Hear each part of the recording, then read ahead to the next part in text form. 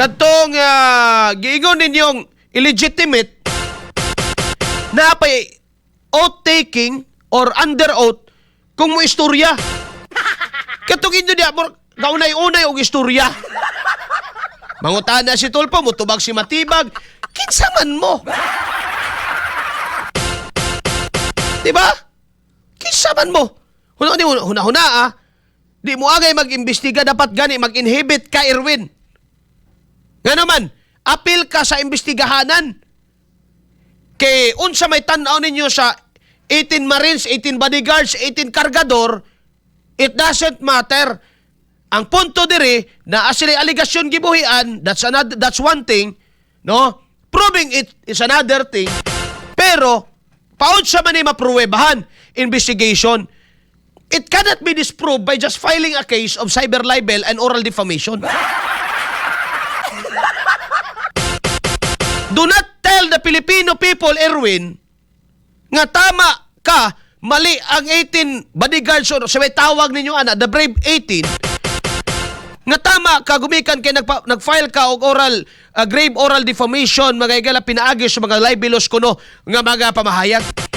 Imo nang katungod, but it doesn't necessarily follows nga na-disprove nimo ang pasangil o aligasyon aning 18 ni mga tao nga nag-ingon, apil ka, Erwin.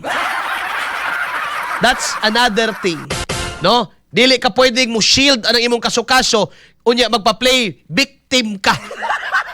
Ang imong pwede buhaton diha is to inhibit og naa kay uwaw og naa kay delikadesa, Erwin, Bisaya magkabay, no? Ang bugiro ba ni sila minana. Makakita na nato, may man na may gala nga. Kisa man ni mailhin eh. No? So, bata pa ka doy. Mga naman ano?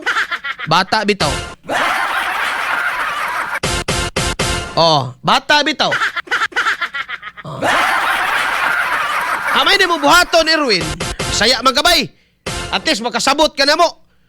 Narap po ko diri sa tagombay, no? Ya, ikaw, tagamanay man ka, pero nagisuka man ka sa mga kalumunan na to kay way mga ayaw mayo lagi. Laon pa ng kanatan mga kalumunan, ayaw dayaan. Pakadina kay paantuon yun na kanito kay dila ra ko na way labod. Oh.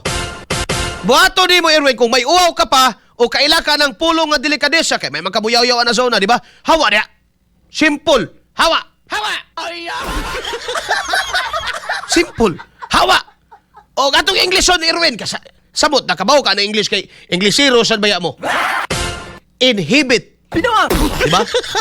Inhibit. Nga naman, laisag kaayo, no?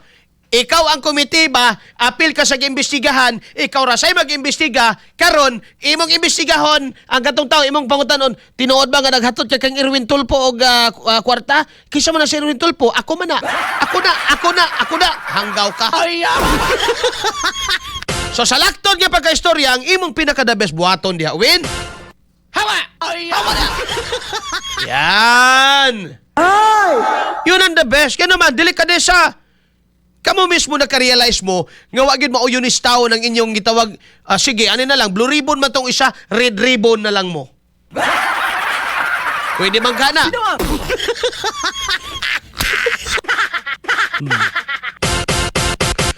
Red ribbon na lang mo, angko na lang mo. Yan na. No? Para mahuman.